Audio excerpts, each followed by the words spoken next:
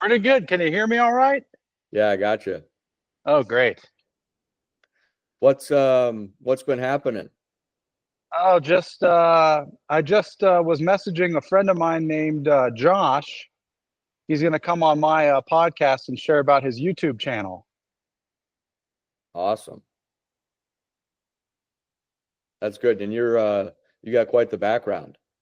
Yeah, I'm in the warehouse on break here. So if there's bay doors down here, so if somebody approaches with a delivery, I may have to hop off for a second, but we should be okay. Awesome. That's great. Um, what's it like being in the industrial environment? You're a working man. I am a man of the a man with boots on the ground. Yeah, it's very relaxing. I do pretty much manual labor all day when I'm at this warehouse. So um, I just yeah, just so I'm at a sewing station right now, and I roll these things through these bobbin machines and just menial tasks. And it's a great opportunity to practice awareness and listen to good podcasts and just be present for whatever it is that's occurring. Yeah, absolutely. That's awesome. This is interesting because this is the first episode, right, of the podcast that I'm starting. And um you and I, we've done a lot of, you've had me on your show so many times, and I'd been so, I guess, resistant to the idea of extending the invitation to people that one that I love or people that I'm interested in, and really, making that next step. So I think like, when did I start going on your show? It was maybe like 4 or 5 years ago, 4 years ago. Yeah, it was before COVID. I know that because we would go to yoga class together. Every Wednesday I'd come over to your apartment. We'd go to yoga together, hot yoga, and then we would after yoga practice, we'd come back to your place and we'd record a podcast. And we did that for probably 4 to 6 months every week. Yeah, when we spit out, there were a lot of episodes. We covered a lot of stuff in that period. Yeah, and it was great because I was like afraid. I'm like, I don't want anybody to know my name, and like I was just like wanting to stay in this like dark corner of existence. And Well, I mean, you had such valuable insight into the nature of things, the nature of the human experience.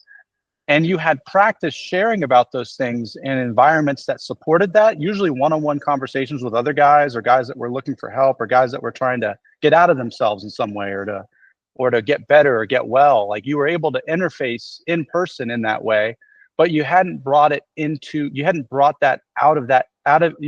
what you did out of your ecosphere or your environment into the wider into your wider social spheres.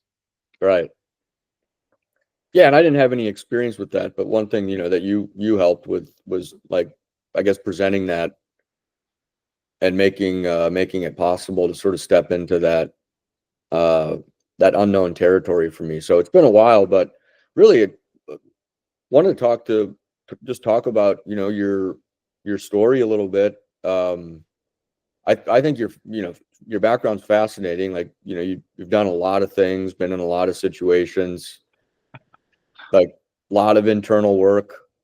You know,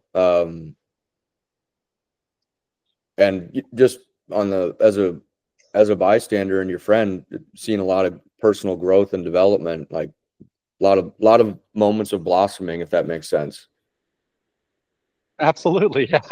You said you mentioned you mentioned my life, and it was like my entire life. I don't think about it anymore. I don't think about the things I've done, the things I've been through. It just doesn't appear in my consciousness on a day-to-day basis. So when you mentioned it, it was like I just got all like it was like my entire life flashed behind my eyes. Yeah, yeah, and I guess throughout the timeline of your life, like how do you see it? Like, do you see it in sort of like segments, like different periods of time, sort of like an artist, or how do you see sort of where you started and like where you are now, like phases? Yeah, I could probably sum it up in like 5 or 6 phases. There's early childhood, which was a dream, which was just love and fun and friendship. And then I have my middle school years, which is the adolescence, which is kind of video games, nerding out, trying to figure out, skateboarding, things like that. And then we have my high school years, which was all about football, wanting to earn a scholarship to play football in college and being committed to that process. And then that bleeds into the experimentation with drugs and alcohol. And then we have my college years, which is probably the fourth segment, which is actively realizing the dream that I had had and participating in collegiate athletics while experimenting with the use of substances on a regular basis. And then the next chapters from ages of, probably 20 to 25 is just full blown heroin addiction and alcoholism.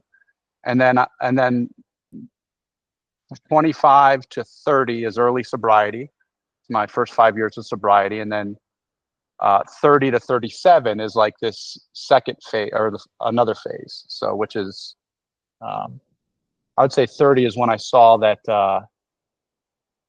something happened where everything I thought that I could do something in my own life that would facilitate a continual state of happiness or peace and contentment. And at age 30, that got totally smashed and destroyed. So at 30 years old, I would say is when I began the process of letting go of my own ideas about what I needed to be okay.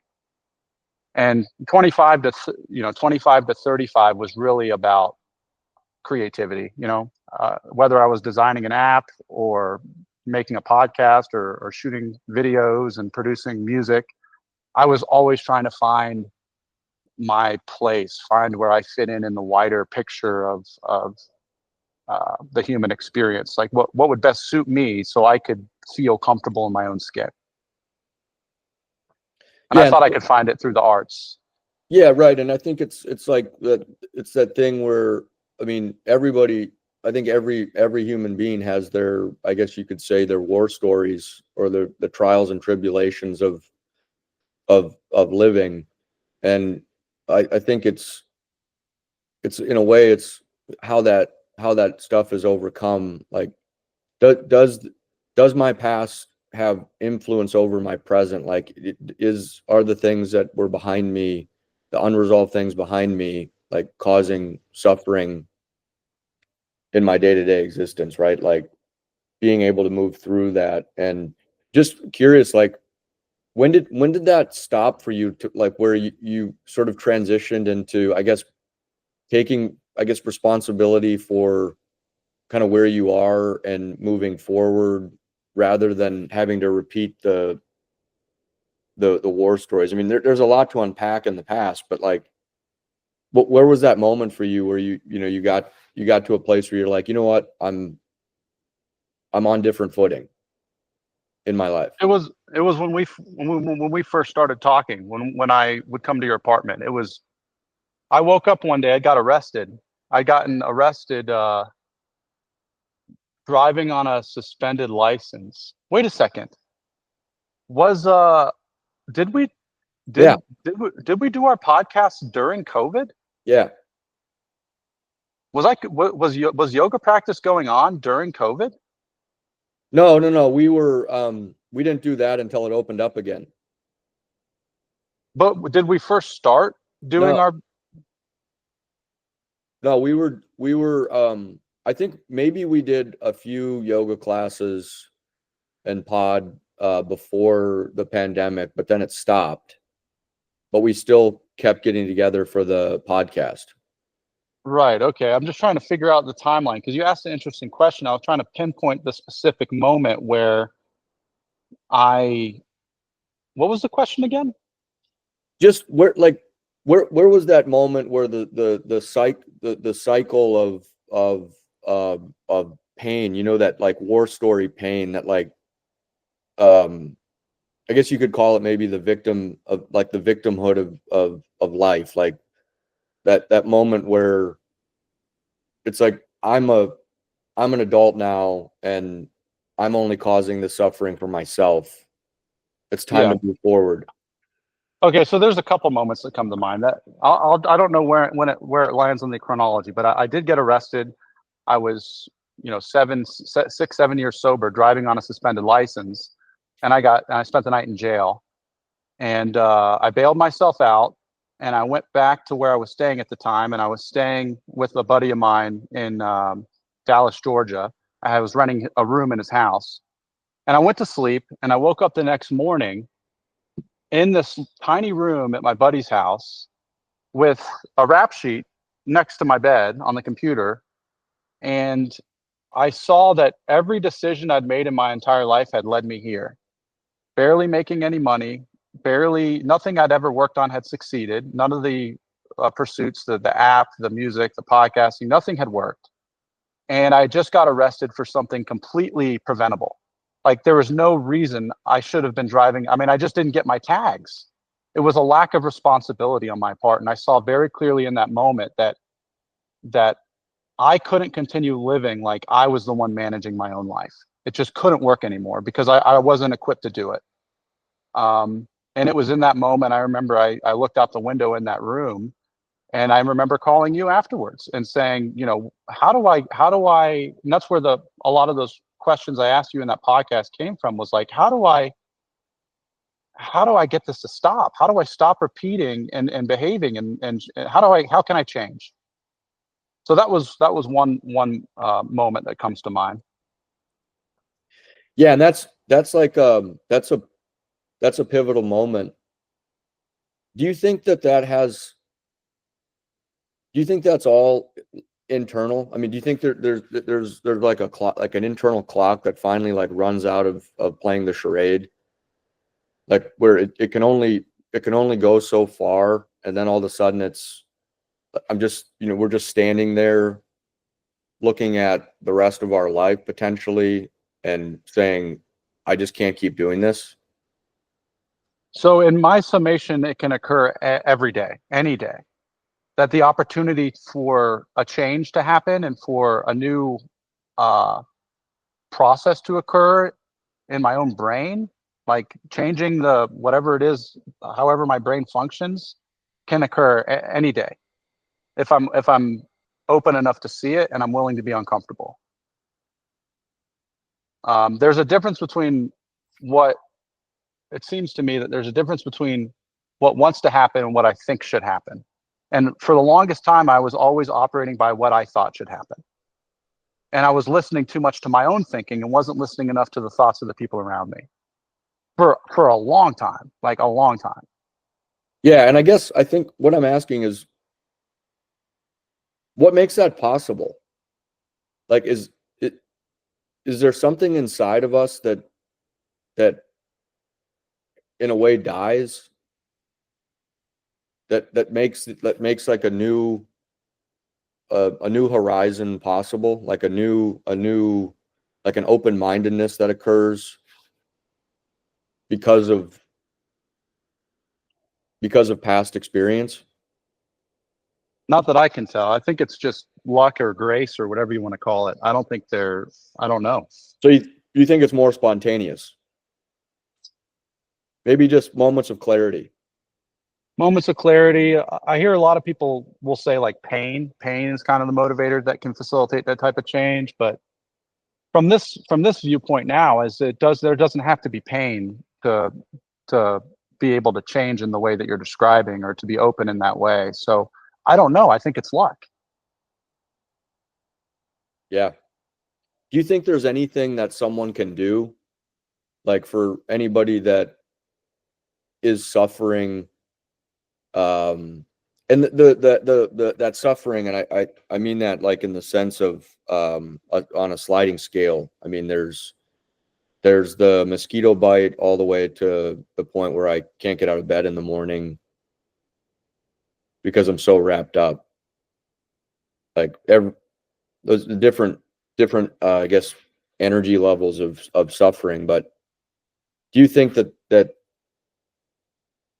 somebody can make that pivot into, okay, I'm done with this, I'm going to start doing this? Like, I see this isn't serving me anymore. I see this. I'm gonna move towards. I'm able now to move towards something new, something different. And your question is it possible for someone to choose to do that? Yeah, like in that, is it possible for someone to exert themselves along a different path?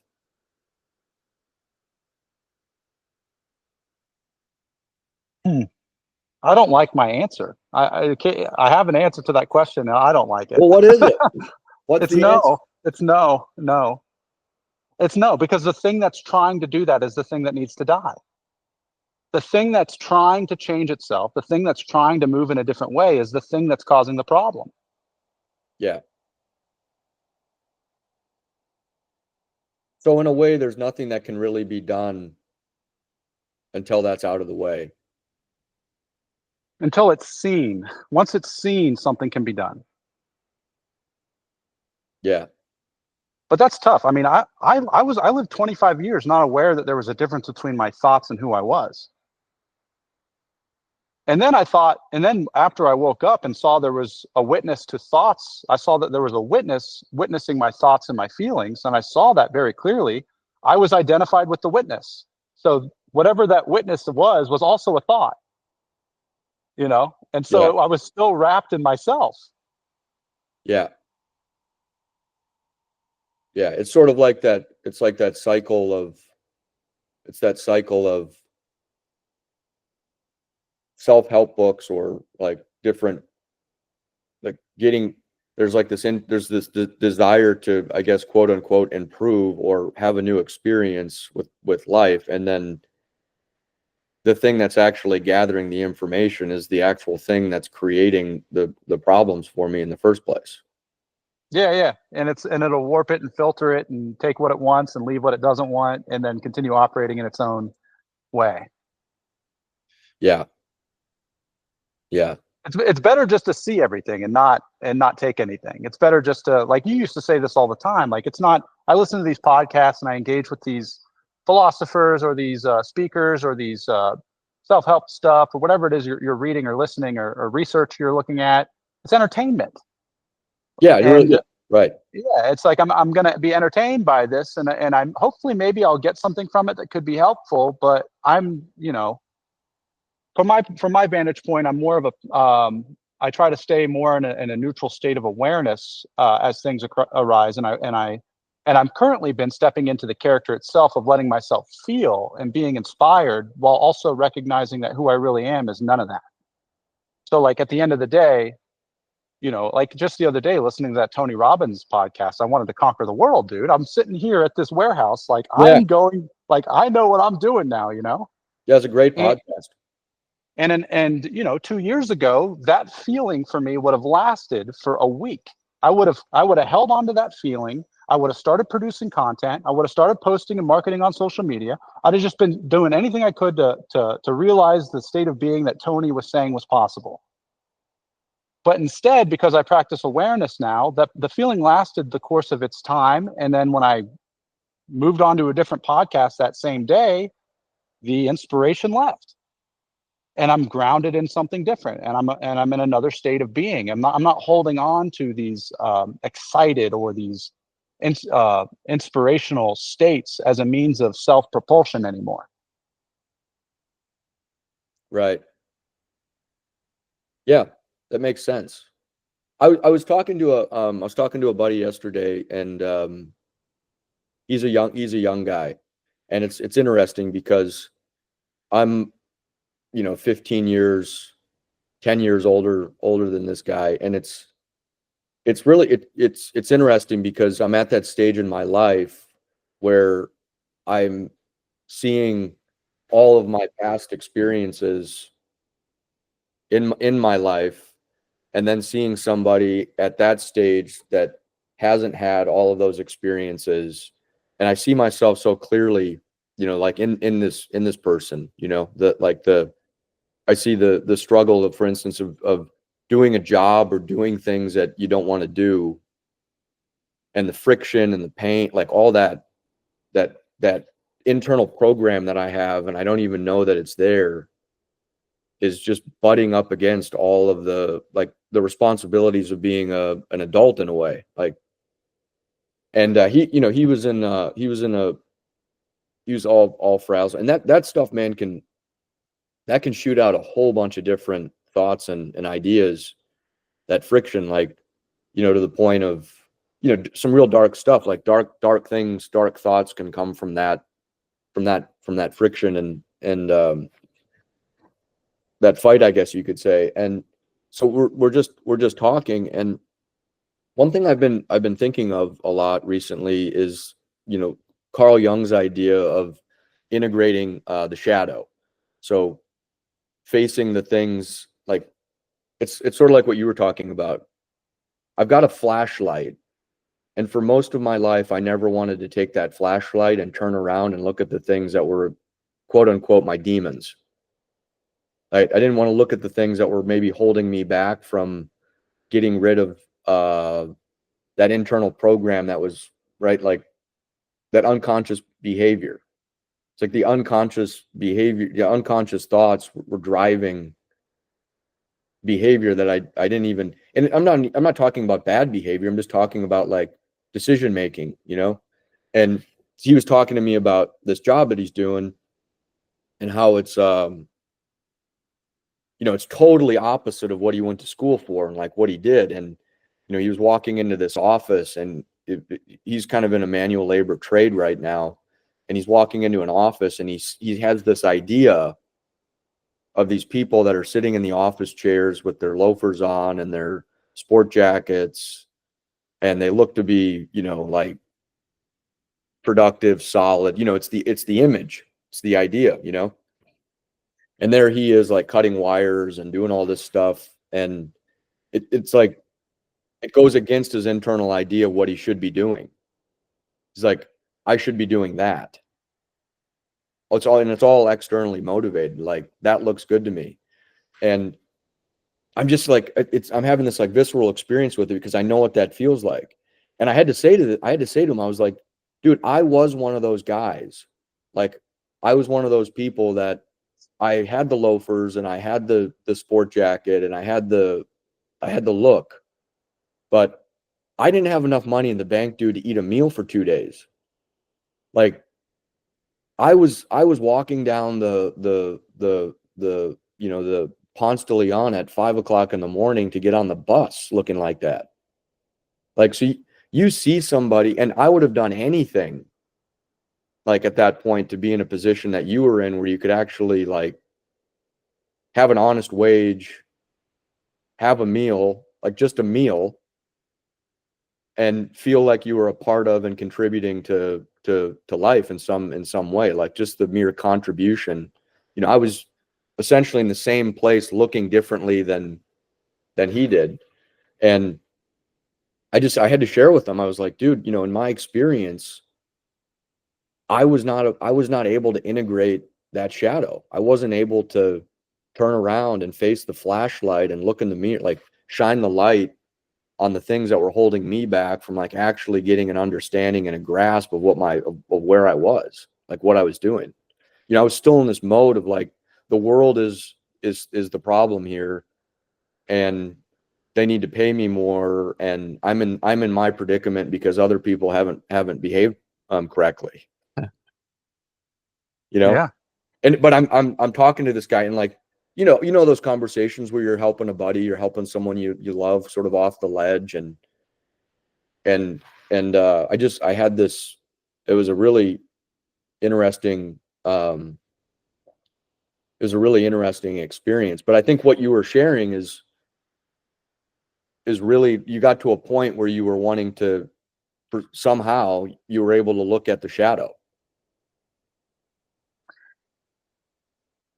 What happened was I stopped playing with my shadow. I mean, I got high off of all the creative stuff I would do with my shadow. I mean, I can't tell you how many posts I made where I was terrified.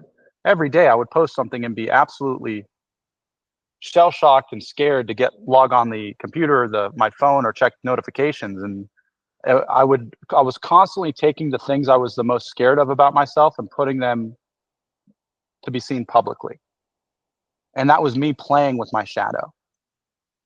And so what happened was I had to learn how to stop playing with it. I had to leave it alone. I had to look at it, be in it, see it, recognize it, share it, talk about it, without publicizing it, without making it like a part of my persona. You know what I mean?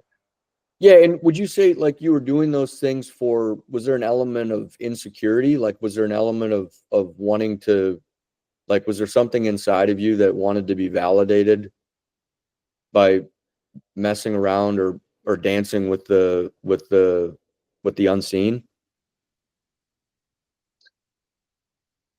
I saw that all my favorite, what I wanted to be like my favorite people. I wanted to be like, I wanted to be like Outkast. I wanted to be like Brad Knoll. I wanted to be like Paul Thomas Anderson. You know, I wanted to be like the artists that took scary, vulnerable things that they saw and felt, and were courageous enough to put that on a platform to be seen by someone who felt like them. And Well, because what? No, that makes sense. Yeah. Yeah, that makes sense. And because I came up through recovery and I saw how much of an impact doing that in the rooms of recovery was, like every night I had the opportunity to speak and share whatever was going on internally, vulnerably in a room full of people. And I saw that it was attracting people to me. I was creating friendships, relationships, connections. I started experiencing myself in a way I'd never had before. I was coming into life, you know, and it was exciting. And I saw that I was alive, and it was like, well, what do you I remember, you know, Alan Watts has that, you know, like, if you could dream any dream, what would you dream? You know, that's kind of what it was like for me when I woke up in recovery. I was like, I'm here, I'm alive. I don't know how I'm alive. What do I really want to do? And I just took everything that worked for me in recovery and applied it to my actual life. But I just brought it all along. It wasn't like I was able to compartmentalize or detach or see a difference between anything. It was just like, I'm going to live out loud because I want to be like these people that have helped me so much that showed up in the form of music, literature, and film. And would you say that was a chase? Yeah. That there was like there was a chase towards that. And so really yeah. Okay. Well, I didn't, it was all imaginative. It was my imagination about what I thought I needed for myself, or what I wanted for myself. And I was going to utilize everything in my environment to make it happen. It was fully focused. It was all me. I didn't understand. I didn't know, anything. This is what I want. I don't have any kids. I have barely any rent to pay. I'm alive. I don't know how I'm alive. Right. I seem to be helping people that are getting sober. When I make these posts and publish these essays and these podcasts, people seem to like them. There's comments on the stuff I'm putting up. There's views on the stuff that I'm sharing. And I was just like, I want more of that. It was like chasing the dragon. It made me felt really scared, and then I'd feel really high when I logged on at the end of the day. I remember I used to work at a mental health hospital, so I would post my thing in the morning on my way to work. I'd post it like 10:30 in the morning, because I worked 11:30 to I worked 3:30 till 11:30, so the afternoon evening shift. So I would post on my way to work, and then I would hide from my phone. I wouldn't look at it all day, and I'd be fucking terrified. And in my head, I'd be imagining all these people that were reading what I posted, all these people that were watching what I shared, and imagining them having an experience with it. So I spent the whole day in my head with people I didn't know that I was imagining interact with work that I'd created. And then I would log on at the end of the day and see that, holy shit, there's 40, 50 comments, there's shares on the stuff, there's 100 likes on the stuff. People were into it. And I would feel like I was on top of the world. I'd go run at night. I remember I'd carry this little, I had this glow stick from an EDM festival I went to that would like blink. And I would run at 12:30 at night as fast as I could around, 3.5 miles in the dead of night, because I was so charged with energy. And then there'd be a crash on the other side of that. Yeah. Well, the scary part is there really wouldn't be. There wouldn't be until I was 30 years old. Then everything crashed. But what would happen was I would have another feeling, or something like shadow would appear, and I would play with that. That would be more material for whatever essay or podcast or song I was working on. So it never really crashed. Anytime I would go on a date, or anytime I would have some sort of negative emotion, or not even negative, but like an unsettling or a memory that would occur that was not great, I would just warp it and turn it into a story to be shared with the public. So I never allowed myself to crash. I never allowed myself to just exist in my shit. Right. Right. And there's also that idea sometimes that it's not okay to be uncomfortable, or it's not okay to have human emotions or human feelings, right? Like, I never knew what it was like to be uncomfortable. That was what's crazy. Like, I was always happy or high until I wasn't. And then when I got sober, I did the same shit. yeah. I mean, I knew what it was like to be physically uncomfortable through 2-a-days and workouts and all that stuff. Like, I knew that, but emotionally uncomfortable, I wasn't. I used drugs to be okay. And then I would, when I got sober, I used the rooms of recovery, and I used myself. Yeah. So you wouldn't allow yourself essentially to be a full human, because you'd never let, like, you wouldn't go into that. You wouldn't let yourself stay in that place of emotional discomfort. I didn't know how to lose. I didn't know how to fail. I didn't know how to just feel shitty. I didn't know how to just feel shitty. I always needed something to do to fix it, or get out of it, or turn it into something positive. Yeah. What do you think about like just the social landscape? Like, do you see a lot of parallels? Do you see a lot of parallels with that, like in our society? Now that you mention it, yeah, I think that's a common human trait, is like, we just don't know how to lose or be wrong. Yeah. It's very difficult to do, to really mean it and be honest, and like humility, like that's a spark word, but like, and I don't think it actually applies on what you've just brought up, but the ego itself is so strong, and the will to, it's a survival mechanism as well. The will to maintain a sense of comfort and security for yourself is a very strong biological impulse. Yeah. And the ego is a fabrication or a personification of that, imaginative personification of the base level biological need to survive. Right. And then, so when, like, you what's it like today? So like, I think I'm curious about your consistency, like you're like today, like you're just carrying. Hello. Hold that thought. I'll be right back. Yeah. So what were we talking about? You said, you were asking me what's it like for me today? Yeah. Yeah. Like, how do you see it today for yourself? I mean, there's been a lot of ups and downs in the past, but over the last few years, like, how do you see it now for yourself? What's your experience been recently? Oh, that's another good question.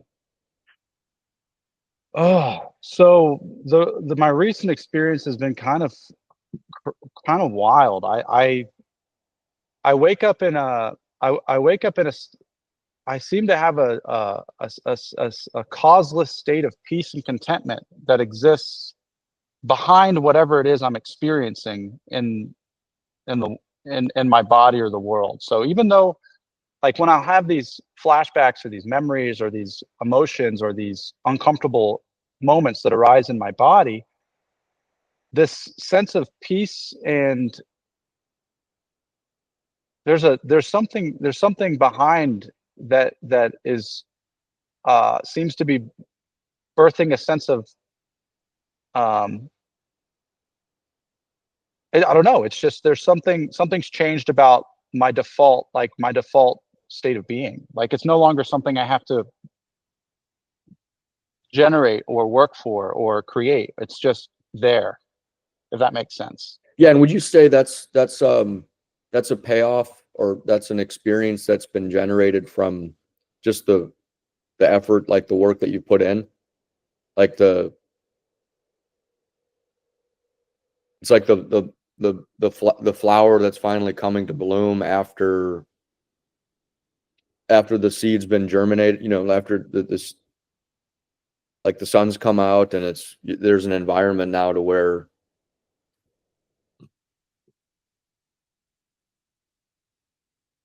Almost, it's nothing I did. It's what I stopped doing. oh, Um, interesting. yeah, it's like it's definitely like just it's just meditation. It's just watching my mind, watching my emotions, and then not messing with it, not doing things with it, and then like watching what the body does. Like my body's operating on its own. I'm taking actions, will to incite, will to create, will to do arises on its own. I notice what I began to notice is my mind taking things. In my past, my mind would take those things and then make those things more than they were, and like I'd have a plan for something that my body would do, or it would go into the future beyond the actual moment of its activity. So it's almost as if my own through meditation, the whatever thoughts or emotions that arise within my consciousness just don't hang around too long because I'm in that state of awareness. And the state of awareness is one that's very peaceful, and um, it's like a calm ocean rather than a riptide of waves all the time.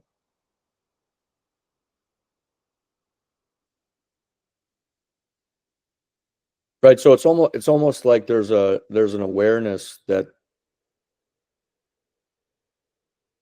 where my feet are is all there is. Yes, So it's like, yes. And anything I think I'm doing to get somewhere is a bullshit. It's not real. I'm already here. yeah. Yeah, and But that place where my feet are. it sucks to hear it because there's nothing you can do with that. Like me 5 years ago, 10 years ago would have been like, F that. There's something you can do. What are you talking about? Yeah. It's tough to hear that. Yeah.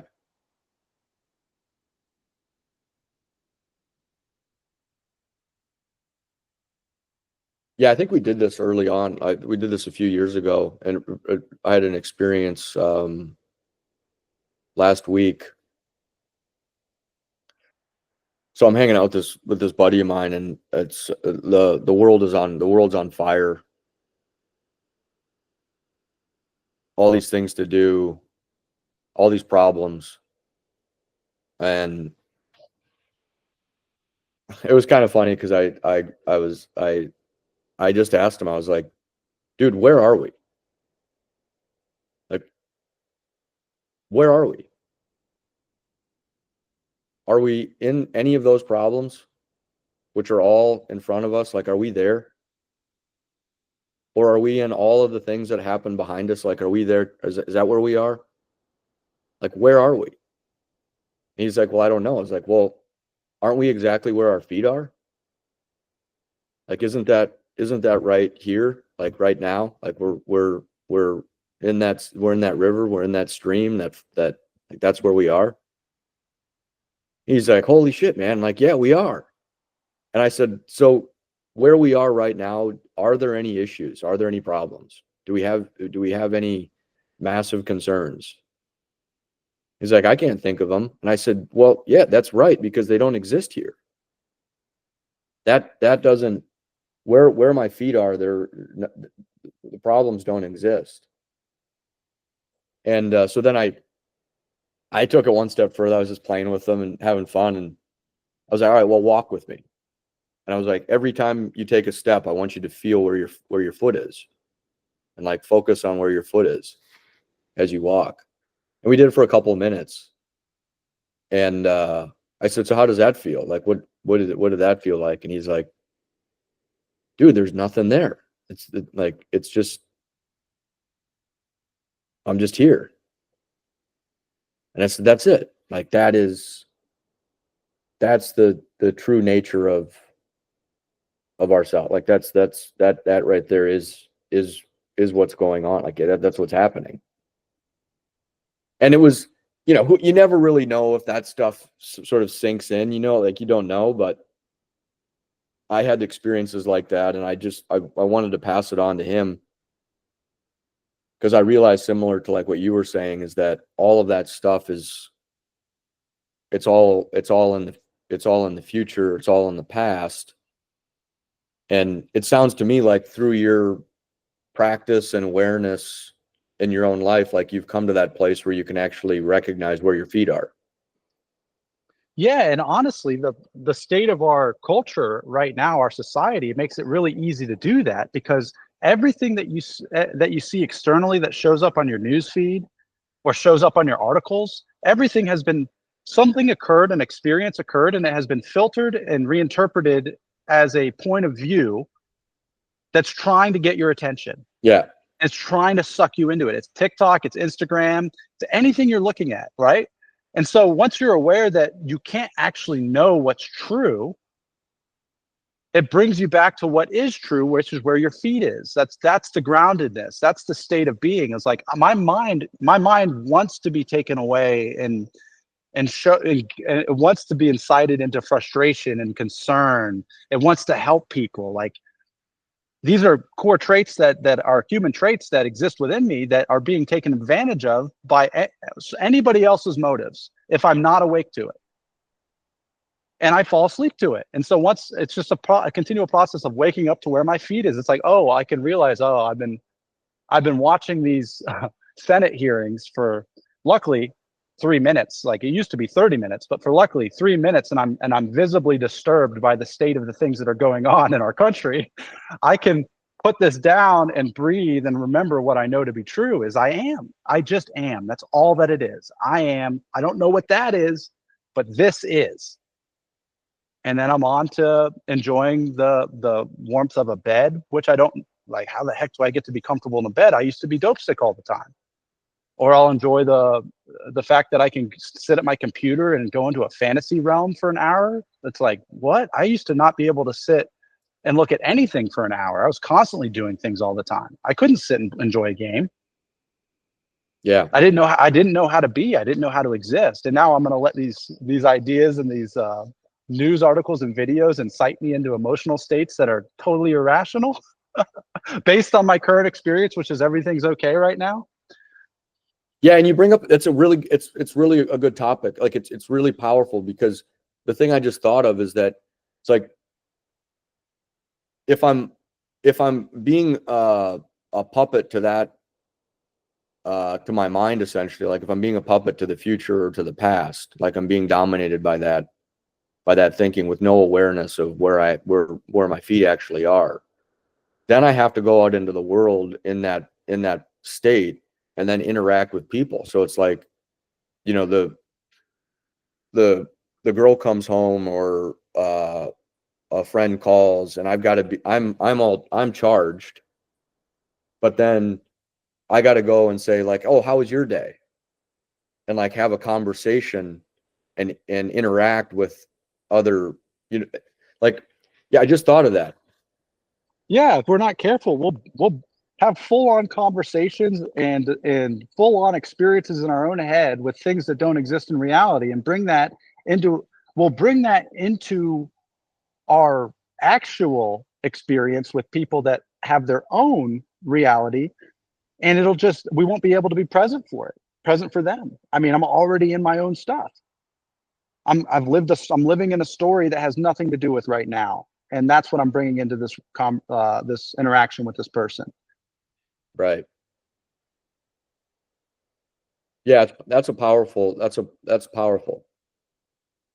Chuck C's story. I think about that all the time. Like, Chuck C, through his practice, every day he woke up next to a new woman who's been married for 40 years. Every day he's getting to know his wife again, because he's practicing, he's dropping, he's I don't know what his practice was, but it sounds like he was doing things to let go of the stuff that didn't serve him. Right. Yeah, and he had a profound awareness of where his feet were. Mm. Like he he seems to be somebody that understood where his feet were, and he understood what he could do. Like he understood his responsibilities. And yeah, Chuck C's amazing. His tapes and talks are phenomenal. Like he's a really, and it still applies today, even though it's 20, 30 years ago, 40 years ago. And DeMello, think about awareness. All DeMello's saying, that whole book is, drop the stories, be here, like be in awareness, like stop meddling and stop playing around with people's lives. Oh yeah, well, you remember, yeah, you remember that story where there was the homeless guy that was on the streets, and like this limo comes by, and this beautiful woman in the back of the limo like insists that this guy on the streets comes back to her house with her. And so, and like the story goes, he's a little hesitant to get into the limo, but he ends up getting into the limo, and then he's like laying in the bed, and she's bringing him food, like the maids and things are bringing him food, and he's laying in this bed, and then all of a sudden, like, she gets into bed with him, and he's thinking like, this is incredible, like I can't believe this is actually happening, and then all of a sudden he rolled over and fell into the river. It was like, and DeMello's point was, wake up, like wake up and recognize where you are, and watch and be present. Like, in a way, I see it as like that like, shine the flashlight, like shine it into the corner and see it. Like, don't assume. That's the thing. It's like, don't assume that it's there or it's not there. Like, actually point the light into the darkness and wake up. Like actually look at what it is. And you don't have to do anything with it. But that's like, for us, it's like, look at all the unresolved conflict. Like, look at it. Like, where are you in that conflict? Like, where are you there? Yeah. And I think that really is, to sum it all up, I mean, that sounds like the end of suffering. Yeah. Not the end of discomfort, but the end of suffering. Yeah, that chronic angst, that chronic, continual, perpetual cycle of being unfulfilled. Yes. Right. It's like, you take the light and like look at that idea of fulfillment, that like personal satisfaction or personal fulfillment. And when I first shined the light at it, I realized it can never be satiated. If it is satiated, it'll be right now, right here, where you've always been. But see, it's going to cause problems. Exactly. But it's going to cause problems for me and people if I think there's a way to fill it. Yeah. Yeah. Yeah.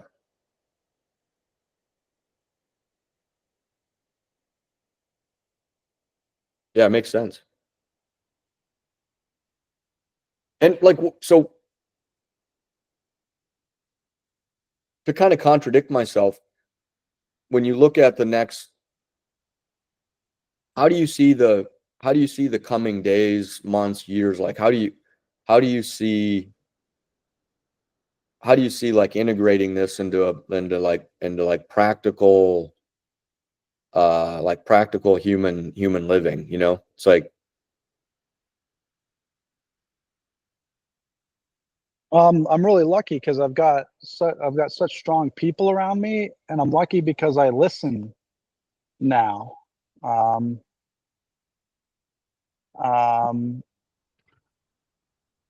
So I imagine I'll just have to continue trusting the process. On a practical level, like, I can speak about this week, about what occurred this week, and I can see what's coming down the pipe if I fall asleep. Like, this time last week, I ran out of gas for the stuff I was doing creatively, and I saw that this was the moment where I was going to either completely stop what I was doing and burn out, or I was going to be uncomfortable through it and trust the process. And I chose to be uncomfortable through it, not have any solutions, and just be uncomfortable and trust the process. Right. And then something new occurred. So I imagine that that's going to happen again. And I'll have to continue to learn how to be uncomfortable, and I'll have to continue to learn how to just trust the process. Right. Yeah, it's like that idea of letting go. It's like that idea of opening up my fists, like relaxing so I can swim. Yeah, but and that's the tough part about letting go, that it's not something I can do. It's not like an enjoyable, like, now I know, like, I'm tightened, I'm tensed. It's almost like the awareness out of which I generally exist in has collapsed, so I can't see, and I'm filled with angst, or I'm filled with thoughts about what I need to do about it. And it truly is, I feel lucky that I'm able to allow that to occur, somehow just be in it without making any decisions about it. It's a miracle that I can do that today. Like, I don't know where that comes from, because it's so hard. It's like impossible to do when your frame gets so tight in the meanness of what I've got going on. Right. Yeah, and it makes it hard to integrate, really. Yeah, but Especially when it's there's other like, people. It's like, yeah, yeah. Yeah, that's why yeah, I just,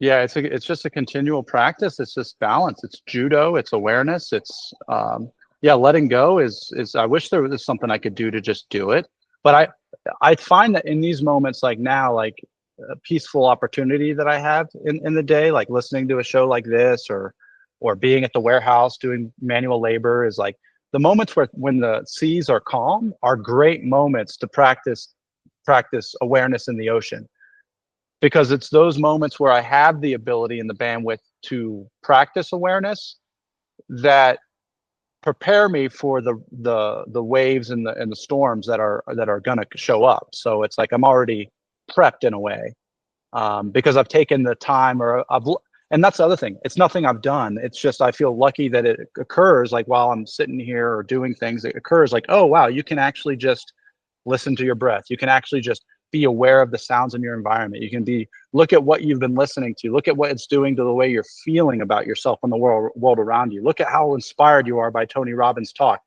Look at the memories of the times in your life when you felt this way before and what happened. It's like there's all these moments of observation and self-examination that can occur, that I think act as preparatory agents for the challenges and the storms that will arise in right. life. Yeah, in a way, it's all preparation.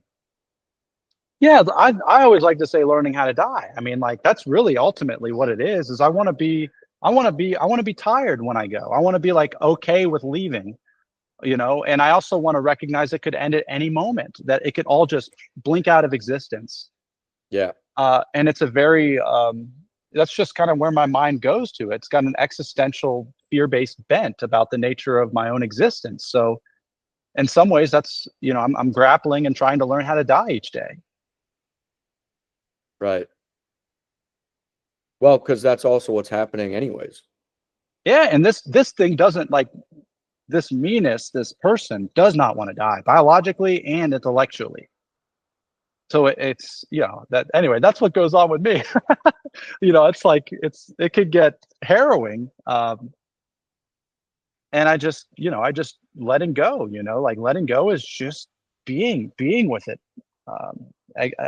accepting it, honoring it, not doing anything with it, Yeah. just letting it happen, even if it's uncomfortable. Yeah, that awareness piece. That watching it, looking at it. And then allowing yourself to forget about it. Yeah. Yeah, and it's okay to forget it. Yeah. Well, hey man, thanks for doing this. It was it was such a privilege and a pleasure, and that was great. Yeah. I'm glad we got to talk about it, talk about these things, because I know they're important for you, and I love it just as much. So, yeah, just share an experience. That's it. All right, man. Have a good one. Enjoy the warehouse. You too, man. Talk to you later. See ya. Bye.